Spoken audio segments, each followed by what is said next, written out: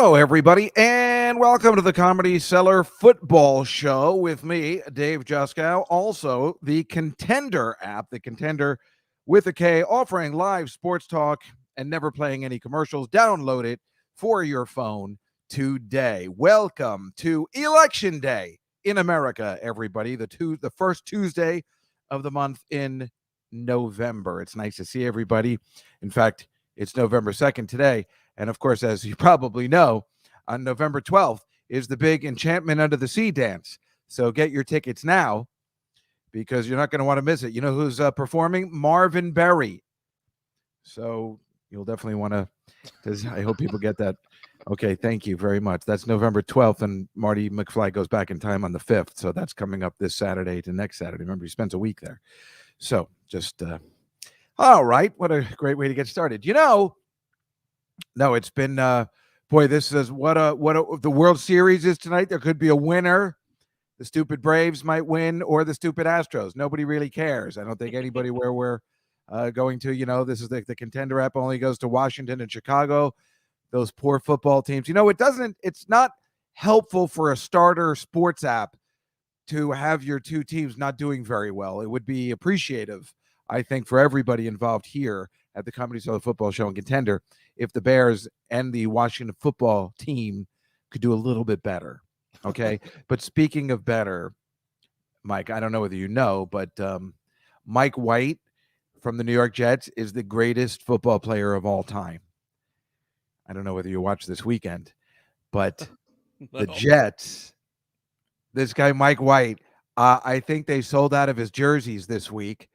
I automatically was online trying to get one.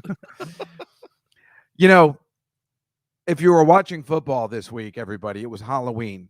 Football was on Sunday, October 31st. And that could be the only reason of why we're even talking about a Mike White. Look what happened this week in the NFL.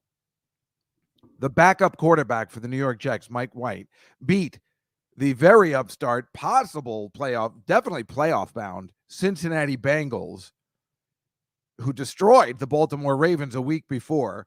And Mike White beat the Cincinnati Bengals, a backup quarterback.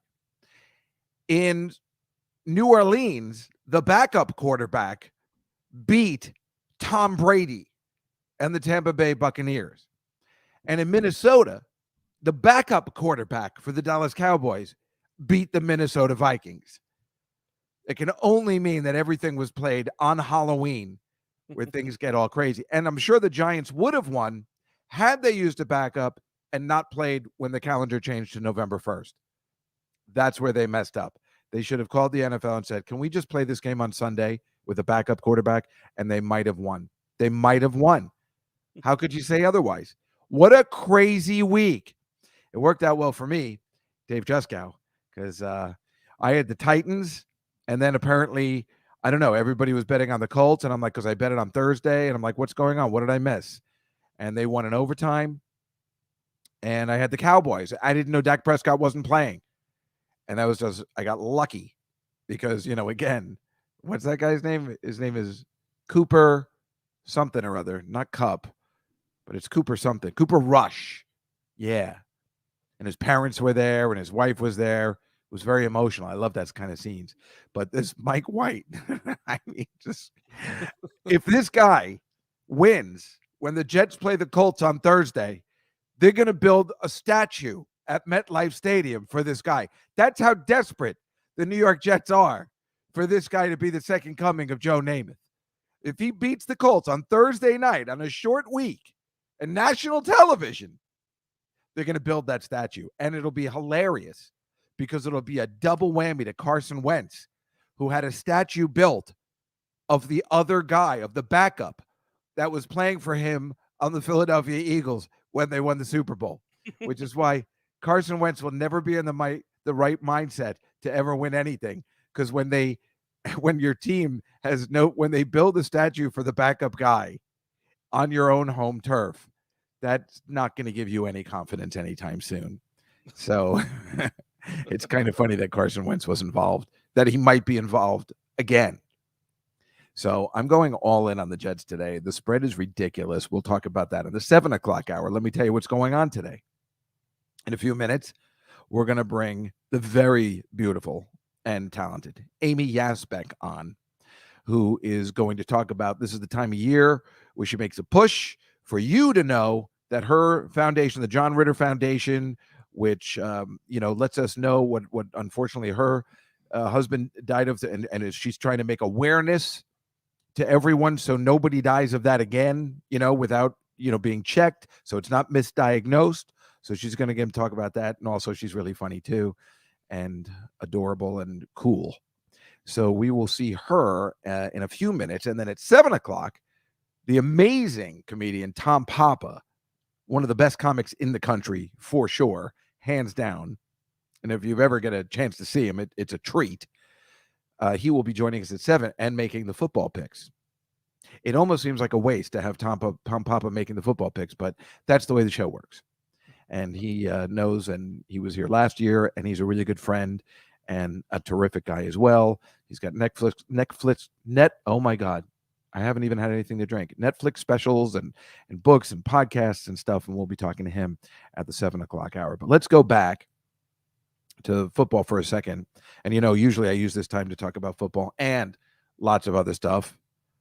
Of course, you all know it's November 2nd, which means the McRib sandwich came out yesterday. And well, see, unfortunately, November 1st was a Monday, and that's chicken wing night. And I went out for wings and watched the Monday night game, which is my favorite thing to do, maybe ever. It shouldn't be, but it is. And so I think I might get the McRib tonight. I always treat myself to something after the show because, I'm talking for 2 hours and putting on a show. It takes a lot of effort and time to put it together. So I'm like, well, I'll have something delicious, and I think I have to have the McRib because when else am I going to I want to have it right away. You never know when they're going to take it away. But we've talked about the McRib for an entire month. So I think we're done with that. But here's what I want to talk about today. We were talking about last week, Tom Brady, his 600th pass, a touchdown pass, which was given to Mike Evans, and then they gave it to a fan in the stand, and then the fan returned the ball for whatever he was going to be promised. And that wasn't set in stone when he gave it back. But now we know what he got. Now, remember, the ball is possibly going to go for $600,000 if he kept it and sold it on eBay or whatever auction house he would do. Here's what he received. I finally found out. He's going to receive 2 signed Brady jerseys. Boring. I mean, I don't know how much those are worth, but I don't think they're worth $600,000.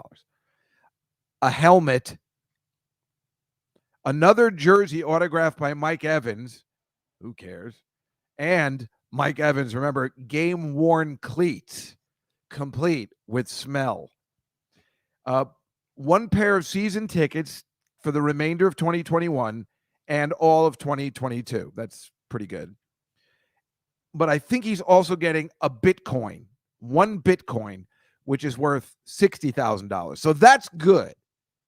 But the other thing he's getting, which is absolutely ridiculous, is $1,000 in credit to the official team store.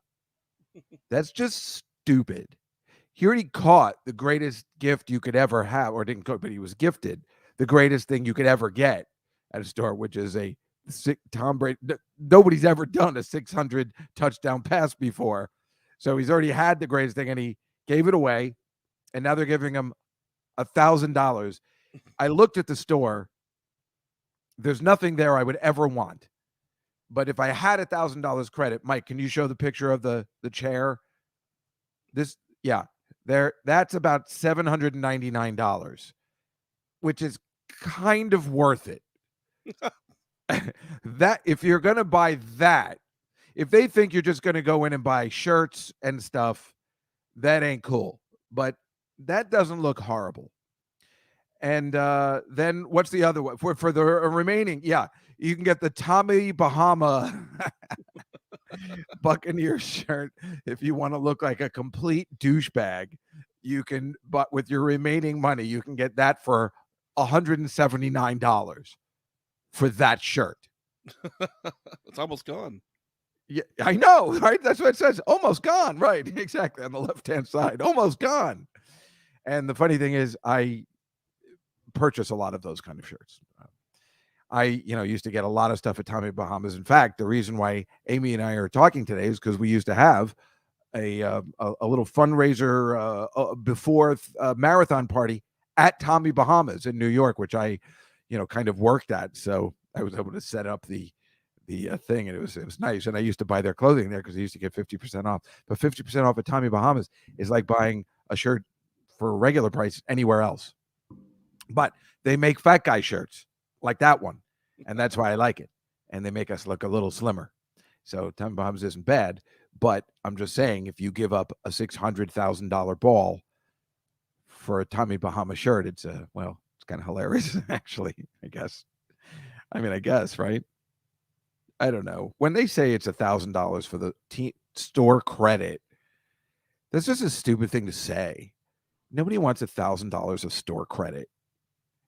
Like 1,000's not enough. But what are you getting at that store unless you get that chair? And it took me a long time to find something that was worthwhile there. And I don't even know if you can go to the store and buy that. That chair probably isn't even in the store. You probably have to go online. I don't know. You ever see those stores at the airport? That's what I was thinking of, because I was in Tampa Bay in April. And in the airport, they have the official Tampa Bay store where you get Lightning stuff, Bucks stuff. See it. Maybe if you're mixing up the sports. Tampa Bay Lightning are the world champions. It's not funny that Tampa Bay is the title town. Do you know how close the Rays came to actually making it a trifecta? Last year, yeah. Yeah. That would be crazy that Tampa Bay is the place to be for sports. Although it's not a horrible place, but it's much more hillbilly than I thought it would be. I'd never been there before. My friends work for the Rays, and I was surprised on how kind of, it wasn't like regular Florida that I know, or that a Jewish person would know, with that West Coast Florida feel about it. But anyway, that's today, and I'm very excited about the show, and I'm excited about it being November. The weather's getting a little weird. And this Sunday, by the way, let me just say, I didn't watch football. I decided to go to like an art show. I had too much money riding on the game, so I decided to go to an art show. My friend had an exhibit, and I would walk around, and then around 4:45, I finally looked at the games. Could not believe my eyes. I have to do that all the time. Could not believe my eyes when I used that Yahoo Sports app to see just the scores, and I couldn't believe the Jets were in bold white, that they won. It was shocking, and I called my friend Lou Pellegrino, who was on the show a couple of weeks ago, and I said, can you explain to me what happened? And him explaining the game was actually better than the recap that you could see on SportsCenter. It was I still couldn't believe it. He goes, yeah, this Mike White, he threw for 405 yards. I'm like, what? And Mike White was the highest rated quarterback of the week. That's his first game as a starter. So again, if on Thursday night, he somehow does it again, I might have instead of that Zach, what's that guy's name? Zach Wilson poster I have over my bed. I might have to change it to Mike White. Although Zach Wilson is so cute. All right. Don't say that I said that. Okay. So we got a great show for you tonight. Please feel free to get the chat room started, and we will be bringing back Amy Yazbeck right after this. The Contender. Justin Fields, I love you, man, but quit doing that spin move because it might hurt you later on in the season. And the defense, man, Eddie Jackson, bro. You gotta go. I don't know where you gotta go, but you gotta go. You on your P kid today? Oh yeah, man. Love that boy. Love y'all, man. Love the show, man. I listen to you every time, man. Appreciate the love, my boy. Keep it up, bro. Appreciate the love, my boy. Appreciate the love. You stay safe out there, all right, dog? All love, baby. Hey, for sure. Man, listen, the Justin Fields spin move is definitely one where it's like, I do cringe a little bit every time I see it, because I believe didn't he get hurt in college on that move as well? Didn't he get hurt in college on that move? And then he also had the fumble in preseason. Like that's always interesting to see him break that out, and you're just like, okay, it worked out. I like it. Let's do it. This is the only show that's talking Chicago sports, hot Chicago talk. The Windy City Breeze. This is 30, well, not quite 30, 23, 22 years of stuff that you just, again, not even on the field. Not even, firing Marty Schottenheimer after finishing up 8-3 after his first year to go 8-8 on the season after an 0-5 start, got rid of him. Getting rid of Charlie Casserly, almost immediately walking into the building and bringing in a reject Vinny Serrato to be your GM. It's maddening to see all of that stuff and to see it in print, to see it laid out in front of you. Is fascinating on so many levels. I wish, and I'm sure, because Snyder tried to, I'm not going to say bribe, but tried to pay off a lot of people not to talk about working there. In fact, after he was sued at one point, he made anybody who came to work for him sign a contract and say they would not sue him if they left. I mean, it is tremendous to read through that. Again, it's on Twitter at @damn_Snyder. Check it out. Take 5-10 minutes out of your day to read through it. It is remarkable what you will see there and what you will find with all the links. So if you need some backup on it, and I'm sure there are people out there, I don't know how you could be at this point. I'm sure there's some people that still support Snyder, although I don't buy it. There's one of the tweets out there talks about him putting bots out on Twitter to try to change people's minds about their opinion of his ownership. It's just maddening. Bill Rowland talking DC sports every Tuesday morning, live from 10 to noon, and available for download at thecontender.com.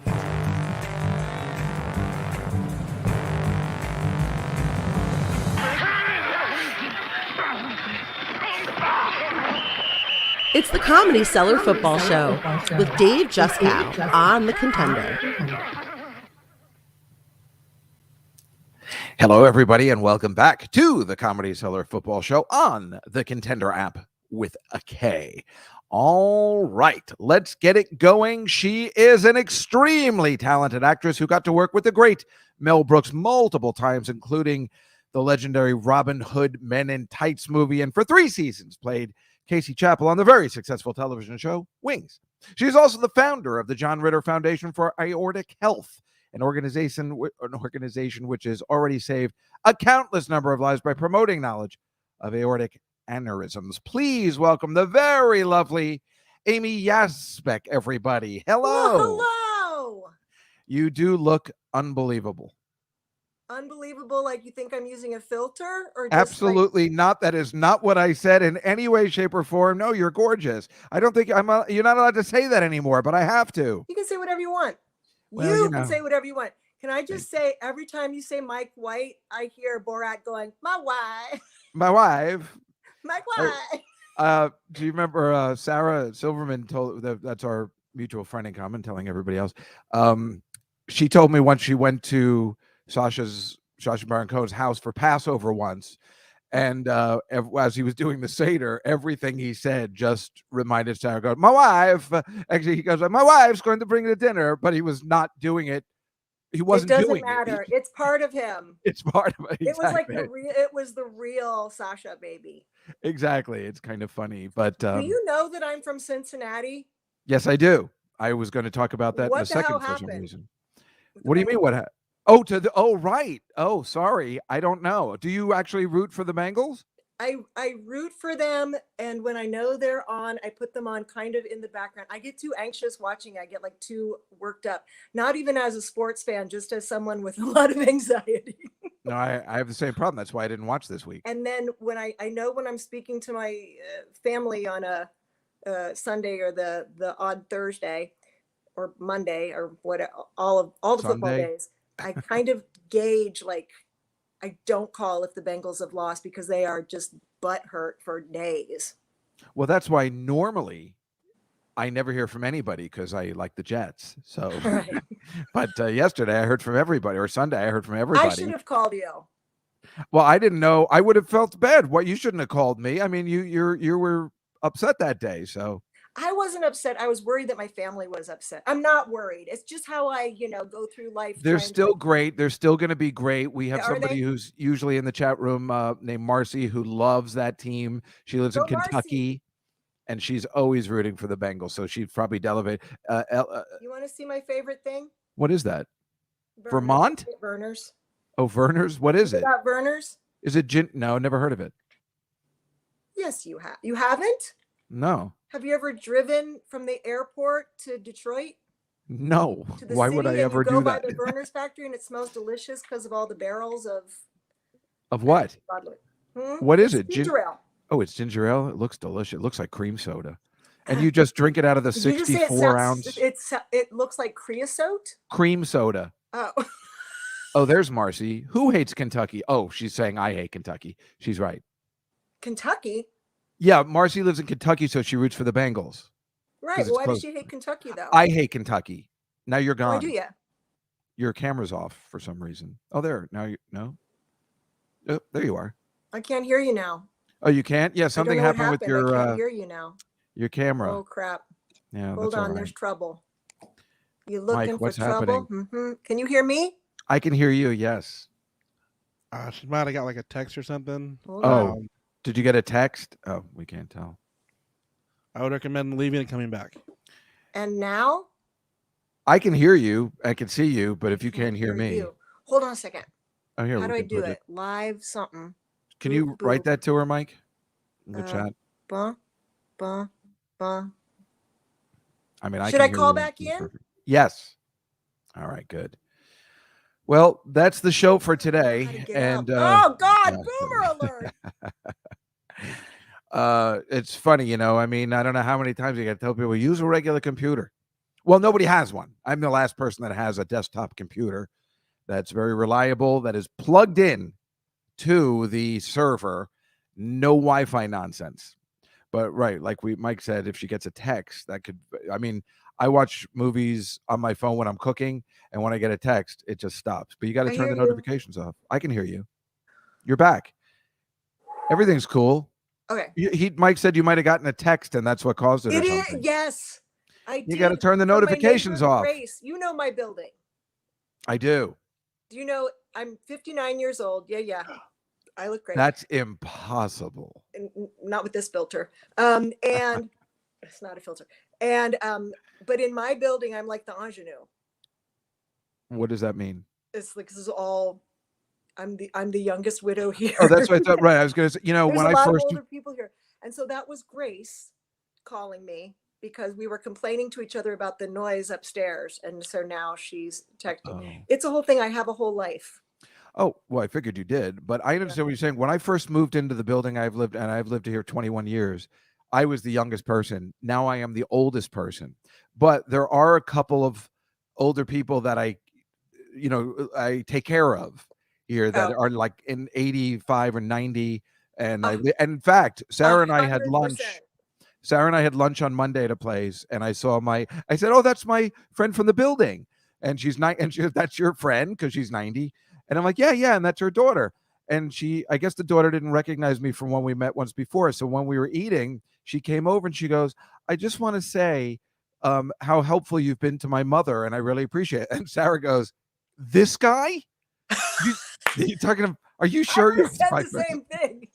I know, it was really weird, but that, and I whatever that too, especially during the pandemic, the hunker down part of the pandemic. So many of these people, their kids come or their kids help them, and all of a sudden, they can't go to the grocery store and stuff. So I'm going around and I'm 6 feet away holding up my giant iPad, and they have their little phone, and I'm trying to show them how to do like Instacart to get stuff in and right. whatever. Oh, that's but so then nice. I broke my toe last year, and I had to go down, and Noah, my son, went down and knocked on a door to borrow a walker. What did you say you broke? What did you break? My toe. It got caught in the sheets. And I guess I'm pretty crumbly. No, it kind of went like this. And then I guess I usually hop out of bed, but somehow it was like this. So now I wear socks to bed. I know you weren't wondering. Like you don't know that. Did you see my shirt? I'm bringing you yours. Oh, I was waiting. I want because I have the 2019 one I'm wearing today. Did you never get a 2020 shirt? No, I never got the 2020 I'll bring you nor one too. the It was 2021. kind of sassy. It had because there was no marathon, but there were Right. shirts. So it was a Statue of Liberty with a mask on and running shoes. Oh. I drew it. So but now so for this week, is the big function. So many functions. No. You always have it around Marathon Sunday. No, we have the Ritter sitter the day before. That's the one that we had at this thing that you're coming to on the 5th is not the Ritter sitter. This is a gala. Gala. I'm spelling that Gayla. Gala. No, it's a fundraiser thing. Don't worry, you're covered. You're comped. Jesus. At Tau. Yeah. So that sounds good, Is that though. how you say Right. it, Tau? Yeah. Yes. That is.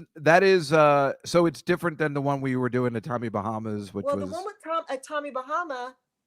Isn't it called Tommy Bahama, not Tommy Bahamas? You might be correct. I am correct. Okay, more often than not, in an annoying way, like I was just then. Sorry. That's not annoying. But I might be wrong. I'm not. I'm thinking of Kroger versus Kroger's, maybe. Again, back to Cincinnati. So the Ritter sitter is the Saturday before the Sunday of the race, and that was a very rarefied air you were in there. It's just the runners and some people in our like fancy head of the research program and stuff and their family. We are having that on Saturday at some other place. I don't know where. Or if when I do, I'll let you know. That has kind of been last minute, that part. But the thing is it Friday the 5th? Yeah. That you're coming to? That's right. I should know all these things. I don't know if you can see me packing all of the everything. You're getting ready to go. Oh, so many things. Yeah. I have a new font. Well, I know you last time you sent them all to my house, which would have been fine if you needed that was to. Two times ago. Oh, was that 2020? No, it was 2019, right? 2019. And Anonymous in the chat room says it's Tommy Bahama for sure. Well, you knew that already, so. I knew that. I just wanted someone else to humiliate you. Also, Delaware Dyke says The Mask was the best movie ever, which I believe you were in. Is it the best movie I was in or the best movie ever? Well, she says the best movie ever. It was great. I did not like the director, but I loved Jim Carrey. I like to call him Jim. You've gotten to work with some of the greatest comic icons of our time. Yeah. You're talking about your own husband. Exactly. Nobody's leaving him out. I was just telling my friend, I had breakfast with my friend Nick Griffin, the comedian, and I said, John Ritter's probably one of the reasons we're here. John Ritter, and quite frankly, for us, Richard Klein, Larry from Three's Company, because that, as comedians, is what we aspired. We never thought we would get a lead role like John because he was pretty. So we just assumed we'd be the next door neighbor in doing that would be the role we would get. So he was our hero. I also know you had a function. That's so funny. I never thought of it that way. Oh, I always think of it that way. So we know you had a function to raise money with a meet and greet with Richard virtually, right? Yes. He's the best. This wonderful doctor, dentist from Sugarland, Texas, got 20 minutes in the closet, which is what I wanted to call it, but it has too many connotations. 20 minutes in the closet with Richard Klein. That's awesome. I also saw you auctioned off a lunch with Henry Winkler, which I would have paid $1 million for. Seriously, I'll put it out there again. It went for $1,000. Oh God. Oh, he's the really. You love best. Henry? Everybody my age loves Henry, who's a boy. You know, I mean, he was the coolest. Yeah. I see what you're saying. Okay. You know, Henry's between great. him and John during that time, those were our comic icons. No, I know. And if you remember what the Q ratings were, remember Q ratings? It was like the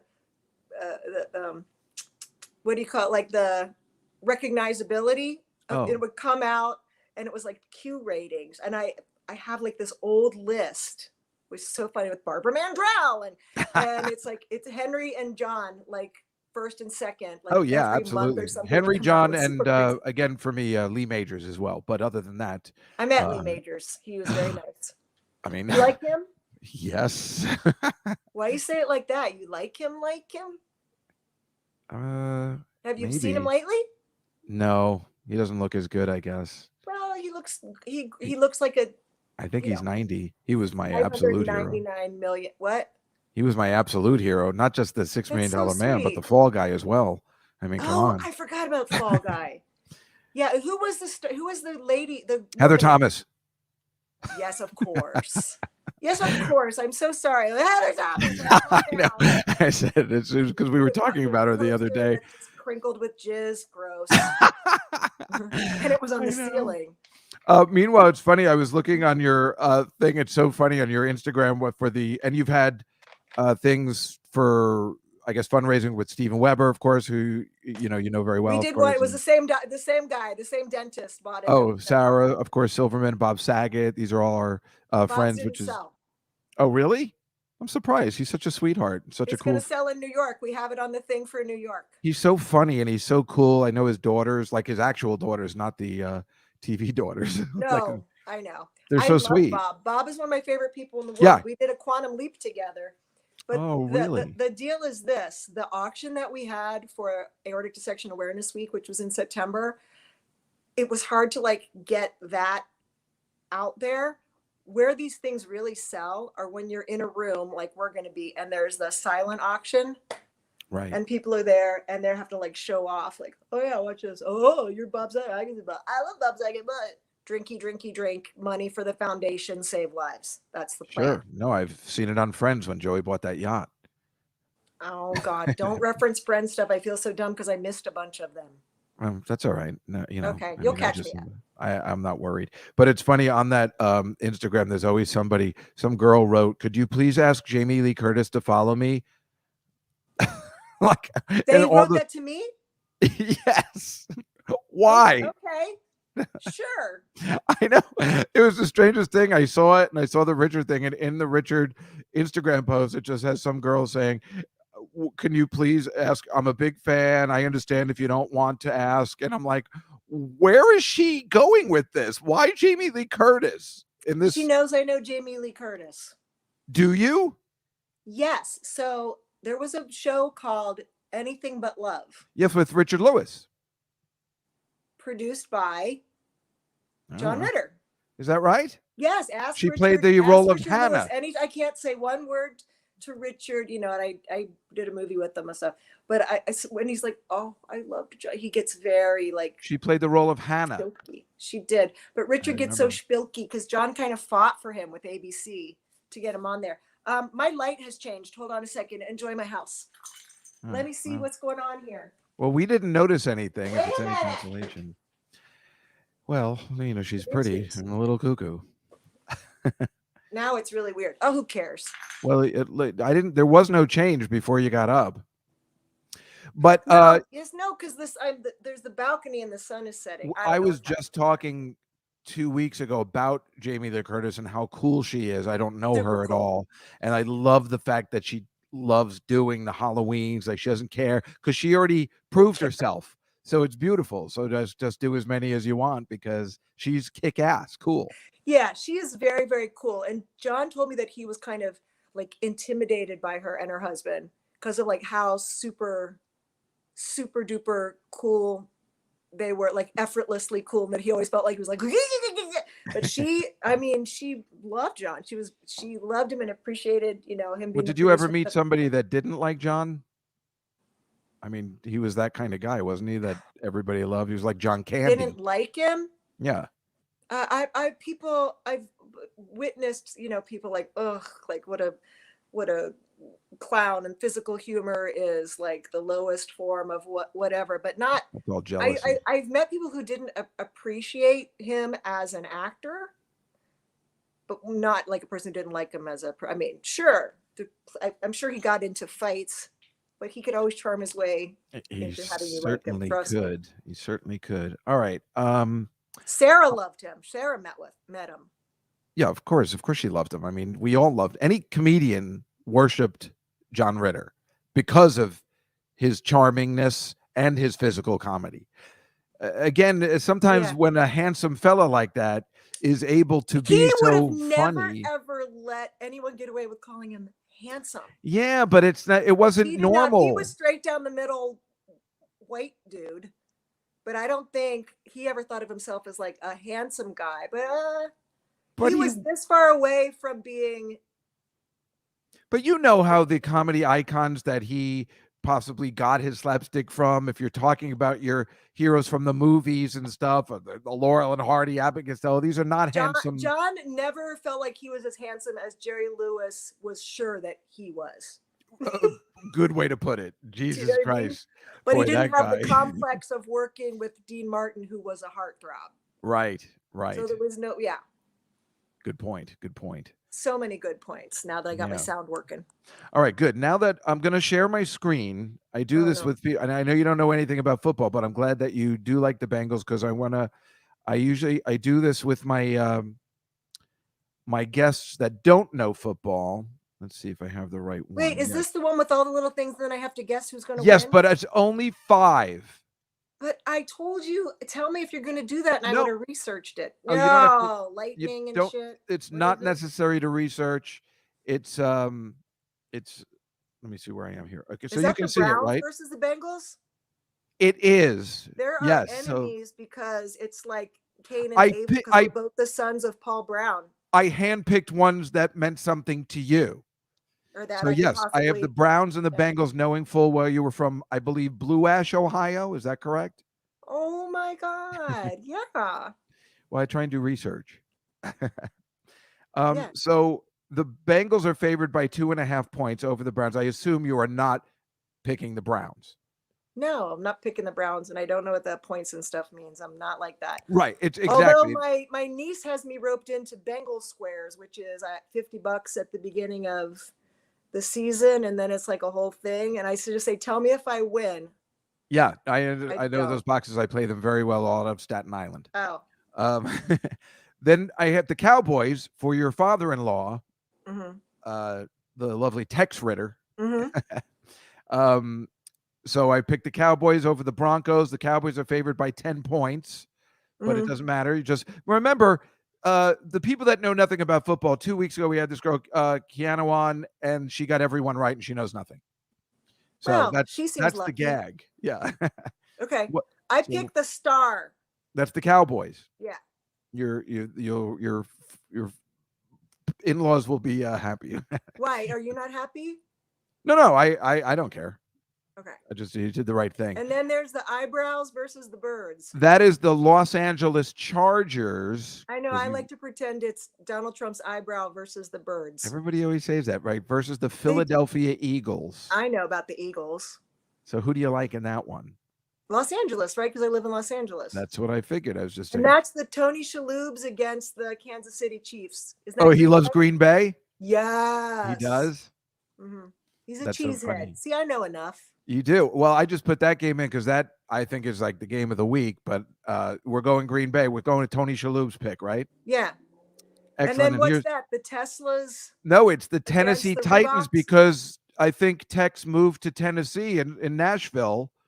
Yeah. So that's why I was using the MC at the Grand Ole Opry. Yeah, right. So I have the Tennessee Titans over the Los Angeles Rams. I'm now sorry, you have to be conflicted. I have to go with Los Angeles on stuff just because I think that's how that works. You are doing the correct thing because the Tennessee has Derrick Henry is now out, and that will make a difference. Is he the quarterback? No, he's a running back, and he's awesome. And he was great. Yeah. Where was he from? What was he from? A different team, or did he come from college? I'm sorry, I don't know anything. No, it's okay. No, he's he's on the Tennessee Titans, and now. But where was he before that? I'm asking. I don't know. That's a good question. I don't know what college he's from. Mike, do you know? Derrick Henry? Is he new to the NFL? Let me see. No, he's been in it for 3 years now. Well, I think that's kind of new. Doesn't matter. LA's going to beat him. I believe they are. Let me tell you something about Tampa Bay. Please do. If you're going to slur people, which you said hillbilly-ish down there, that's not what hillbilly means. Hillbilly's like from where my friend and I are from, the lady that wrote in. Marcy? The like Tennessee, Appalachia, that's people call hillbillies. Oh, he went to Alabama. I'm not asking that. I'm saying. No, when I'm sorry. say You said about Derrick Henry. He went to yeah. Alabama. No. When you say, I know what you said, but Tampa Bay is in Florida. I think know. I don't think they would appreciate being called hillbillies. I don't really care. Save that I'm for okay me. with I that. know you don't care because they're not from. That's Boca. like when I first went there, we were just surprised that we saw all these people that looked like they were right out of the Beverly Hillbillies, and I think that's where it came from. That's all I know. I don't know what a real hillbilly is. Just what I see on TV and movies. You do well. You've met one. Yeah, right. Nice try. Cincinnati, built on 7 hills, sister city of Rome. True. Well, it's perhaps if you had stayed there, perhaps we would have thought that. But again, you could be the. Why are you such a snob? I didn't know this about you. I mean, I could have. Well, because I've only been in a 30-mile radius of where I've grown up. I've never gone anywhere. That's not true. Isn't I've seen it? you here. Oh, well, that doesn't count. Going to Have LA you never, from New like, York. been in the Midwest? No, never. I've never been to Chicago. Never. Okay, so this is going to be our show. You and I are going to go, and I'm going to expose you to actual cities and towns and stuff in America, and then you get to learn how to be not an asshole. That's going to be difficult, but that is the show, like you said. I would watch that. It would be. I would You'll watch be that played too. by Tom Papa, though. Is that all right? I was going to say I'd be the Larry David of because I'm going to complain about everything. That's what I just do. mean we're not going. We're going a different way first season. Yeah, I see that. Call Dave Juskow, but it's going to be Tom. Well, Why Tom was I is on the with draw. Tom? We've actually What? worked together. Oh, you did? And what? You know Carol Leifer? Yeah, of course. So Carol called me in 2010 and said, I suggested you for a thing and they want you to come and do this. It's called Marriage Ref. It's a pilot. He was the host. Yeah, but it wasn't for me to like be on the show. It was like they're just like seeing like how to set up the chairs or something, I guess. I don't know. But I forget who was on it with me as one of the other, like we were judges or we're contributors. That was a Seinfeld produced show, right? Oh, yes, it was. No. Yeah. Yes, she suggested me to. Which to makes Jerry. Carol Leifer makes sense then. Yes. Yeah. All of that So she makes adds sense up. anyway. And yeah. So Jerry was the producer was Ellen Rakuten, who owns the place down the hall. She doesn't recognize me. I introduced myself to her 100 times, but it was such a weird thing because so in my head went so dark with it. Like I forget who the other like judges. I kind of feel like it was what's his name? Roseanne's ex. Tom Arnold. It couldn't have been Tom Arnold. Yeah, that doesn't make sense. But it doesn't make sense. I don't make sense. Why would you have like a widow on the show? Right. Well, I'm trying to do the right thing and have everybody on. Not you. Oh. On Jerry Seinfeld. Oh, I see what you're saying. I thought you were talking to me. Advice. I mean, what if I would have just sobbed through the whole thing? That's a good point. Why would they have a widow on the up show? In my actual wedding dress, she was at my wedding actually, in my wedding dress, and just make every answer about John. It would have been so funny. And she's like, don't. I recommended you for this job. And I'm like, but what if I did? What if I just went like really dark on it? Like, well, actually, that's a trigger. I can't answer that. But I didn't. I think if you were like that, we probably couldn't be friends. I mean, we would be in a different way, but I mean, it's like it's so beautiful. If I was like that, you would never know, because I would never be like that with you, because you would not receive it well. Well, probably not. I mean, it's just like I would be more respect. Well, I didn't say respect, but I'm saying like I like talking about John, and I know you don't mind. So if you did, I just wouldn't bring it up. I'm just saying it's kind of like a crapshoot when Jerry, who doesn't, I know him, but doesn't know, and it's like, well, she's going to be giving advice to young newlyweds who are in love. People are confused how you feel about it. Angry. Save her every minute. Keep locks of his hair and free sperm. What if I was just like I don't know. Well, you are good about it. It's true. I mean, in fact, let me. I'm going to share my screen again. I'm going to show you some stuff and promote the event as well. I'll tell you what you should promote. Mike, I have it up. What do you Can you see? Okay. Well, this is. I'll get. Oh, that's me. That's when John and I went to that Lips Together. Sleep No More. What is it? Sleep No More. Right. No, this. I'm gonna go past it, but this was the opening night of Phantom and the Opera. Everybody wore these masks when they reopened, and I just, you and I saw Tootsie together, which was so. I think that's the last play I saw before shutdown. Me too. And That was so much fun. You mean before you emotionally shut down because you weren't cast in it? Exactly. Remember, I was very upset about that. I was hilarious. You talked the whole time, and the producer sat next to me. I know.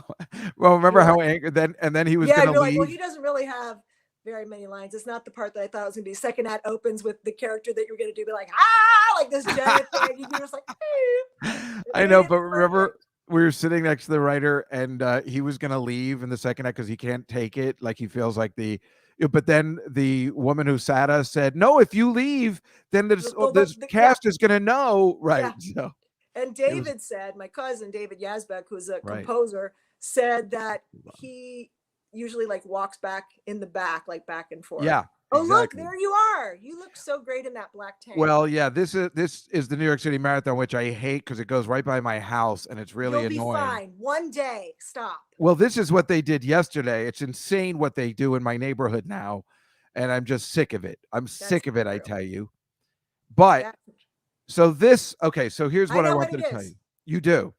That's Paul Lynde, Margaret Hamilton, and Witchy Poo, played by Billy.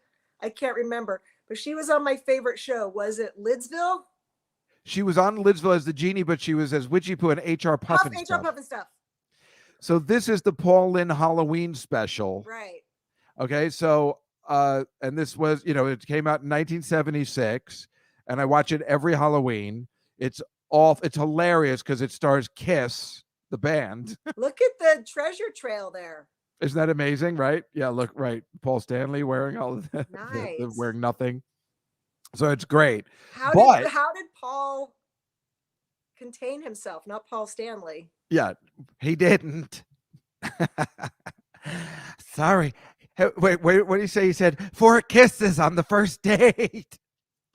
Did he? Yeah, that was one of the parts. So, but it's so funny. It's just it's a bunch of Margaret Hamilton and Witchy Poo, and Margaret Hamilton is just so funny. Before she dresses up as the Wicked Witch of the West, she's herself, and she's still scary even as Margaret Hamilton. She is now. Listen, Mr. Lynn. Do you remember she used to do Maxwell House commercials? Was it? Yes, of course. It was scary then. She was more scary without the makeup. No, she wasn't. Well, but there's a classic Mr. Rogers where he's trying to say she's just an actress, where she's still kind of scary because she's like, all right, Fred, I guess we can try it on. Maxwell House coffee. It's just you and your little puppets too. And your little dog too. I just did a very good imitation of her. I thought I did a better one. No offense. I'm going to get back from the microphone and you tell me if it's good. Okay. Okay. I'll get you, my pretty, and your little dog too. Mine was better. All right. And quite frankly, that dog has been in my house.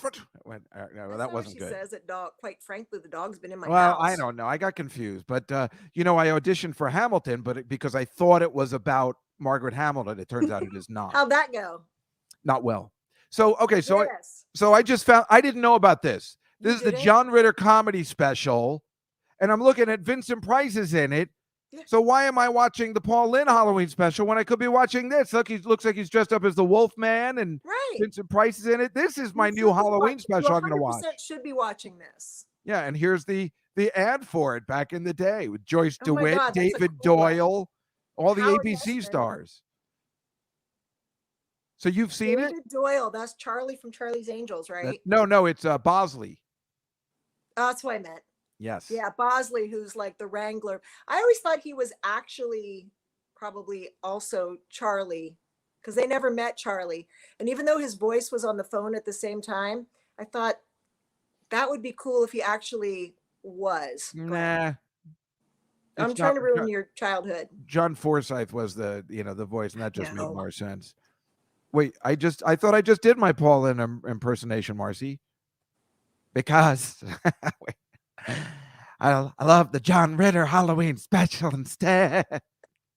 John said something about Paul Lynde getting pulled over in Las Vegas, and the cop went like this, and he rolled down the window, and the cop said, "Where's the fire?" And Paul Lynde said, "In your eyes, officer." In my pants. Ask Richard Klein. I feel like that happened during that. So because the World Series is tonight, I had no idea that this television movie existed. John Ritter and the Comeback Kid What's wrong with this poster? Is Stallion spelled wrong? No. John Ritter, Susan Day. Susan Day is not in the picture. Oh, I don't have my glasses on. Not That's only in is Susan Day not in the picture, I don't know who those other women are. I don't know who they are either, but it's Look at me. certainly rude. You asked me what's wrong with it. I looked just right at the lady's boobs. Is Stallion spelled wrong? It looks stretchy. I was trying to be polite and What's not wrong with looking. it is John would have had a boner, visible boner, if he was standing there. With Just those like you heard legs. Elvis Presley had today. They just put it out, that picture from Girls, Girls, Girls, where he has that boner dancing with that girl. For real? Yeah, you can look it up online. It just came out today. Is It's Terry really Garr funny. in that movie? Terry Garr was a backup dancer in a lot of Elvis movies. No, I think And also, have you ever seen Nancy Sinatra, who used to be my neighbor? I know where she is now. Her like TV special, and all the songs. John had it. We had it on VHS and played it for me and for his kids. And all the songs start out exactly like Boots Are Made for Walking. Every song we like bang bang bong bong bong bong. Oh, that's funny. And Terry Garr's in the background dancing. It's a smart move. We got to move along because I got to go. So I want to do this. So the purple pinky promise for your thing. Purple So pinky promise is look, this. I did it. I did it. You're so cute. Will you wear it to the thing? No, I'm not wearing it out. My mother will have a field day with this. Are you kidding me? Well, you want me to? All right, I'll do it. To the thing so we can do pictures for the thing. All I right. promised to talk to my doctor about my family's aortic health. That's a purple pinky promise. All right. All right. I'll do it. Here's Sarah wearing the shirt from That last you didn't year. get. I The did shirt not you get didn't it. get. Here's Gilbert wearing the shirt. That you didn't get. I didn't get. And here is something unbelievable that happens in Texas. They're making strides to make sure that They this are. So John in Ritter Texas research yet. program, right?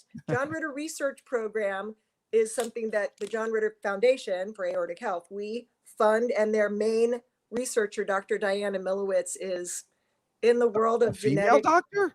Huh? A female doctor? I had so many things to I say. threw you I'm off just gonna with let it my go. But comedy. yes, I also make those kind of jokes. She would love that. The strides that they have made in identifying genes that can lead to this, dozens and dozens, and more on the way. But there's now computer learning and whole exome discovering, and so we need lots of money. Oh, Right. that's the shirt. Yeah, that's the John Ritter Foundation. this thing. year's shirt, which looks amazing too. When you're wearing it now, right? Yeah. But I like green. you really are doing an amazing work. Thanks. You're so cool. You're such a nice person. You're fun to be around. That's for sure. And you are the perfect person to head up an organization like this, because I can't imagine people just not wanting to just give you money because you're great. I always forget to ask people for money. I'm terrible. We have a CEO now who's like, wait a minute, you know who and what? And I'm like, I can't do it. She goes, I'll do it. Well, I like that you're always fighting for the cause, and I appreciate that. And I'm looking forward to seeing you on Friday in person. Yeah, and thank you for helping me with everything. I really appreciate it. And I'll bring T-shirts and stuff for you. Of course, it's for an amazing cause. And again, he was absolutely, your husband was one of my heroes. I've told you that before. Will you dance with me at this thing? Are you a dancer? No, I'm not. No, but well, you are now. Of course, I'm going to dance with. Yes, are you kidding? That'd be amazing. Okay. Do I have to wear a tuxedo? Oh, hell no. Oh, thank goodness. Jason Ritter, John's son, I don't know if you know him, is going to be there. And he said, what's the dress code? And I'm like, I don't know. I said, suit jacket, or just go like full on Steve Jobs with a sweater and a haircut. No, I'll wear a jacket or something. Anyway, we got to go. Amy, thank you so much for joining us. I will. And I'll see you on Friday. We'll be back right after this with Tom Papa, everybody. Go Bengals! The Contender. Derrick Henry out between 6 and 10 weeks now. So owners of Derrick Henry are scouring. And I know that it's very easy to instinctively go, oh, I'm going to just go out and pick up Jeremy McNichols, his backup. But fact of the matter is, Jeremy McNichols is more of a J.D. McKissick type, a passing down guy.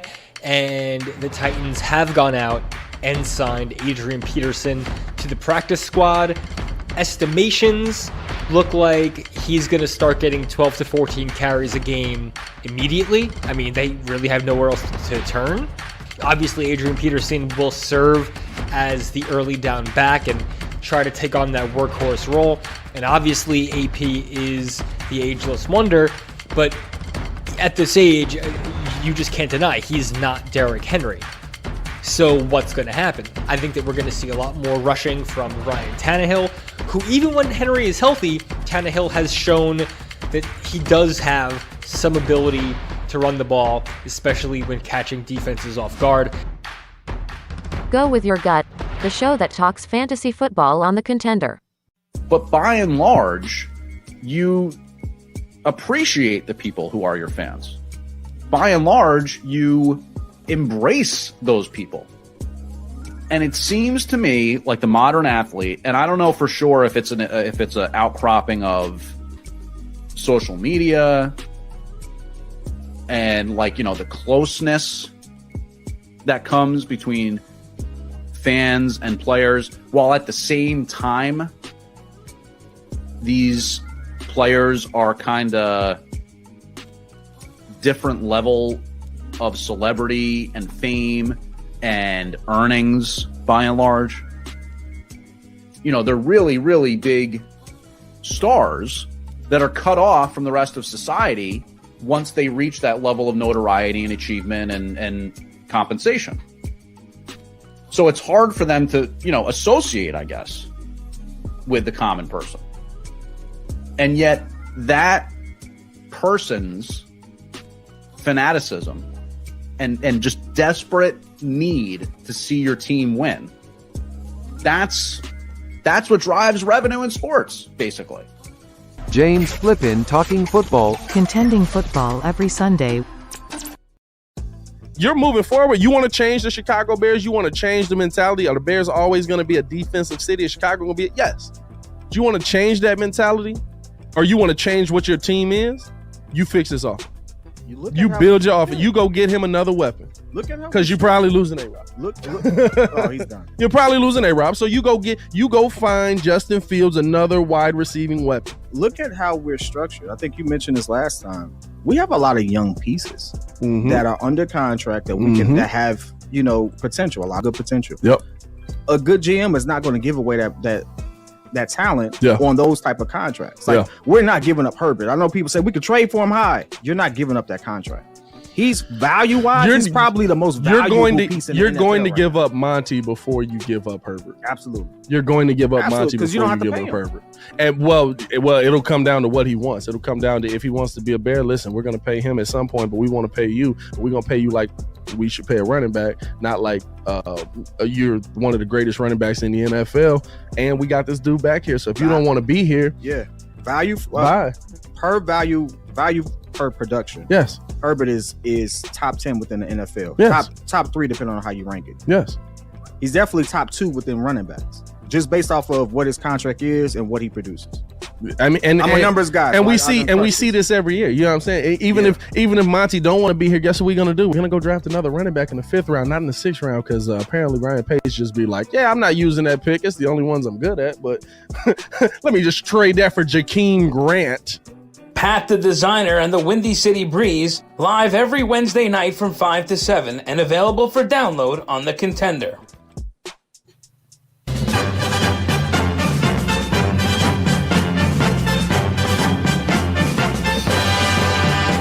Why does football need to be so serious? Not here, it doesn't. It's time for picks. Washington will control the ball. Laughs. And an overall good time right in the middle of New York City. It's the Comedy Cellar Football Show with Dave Juskow on The Contender.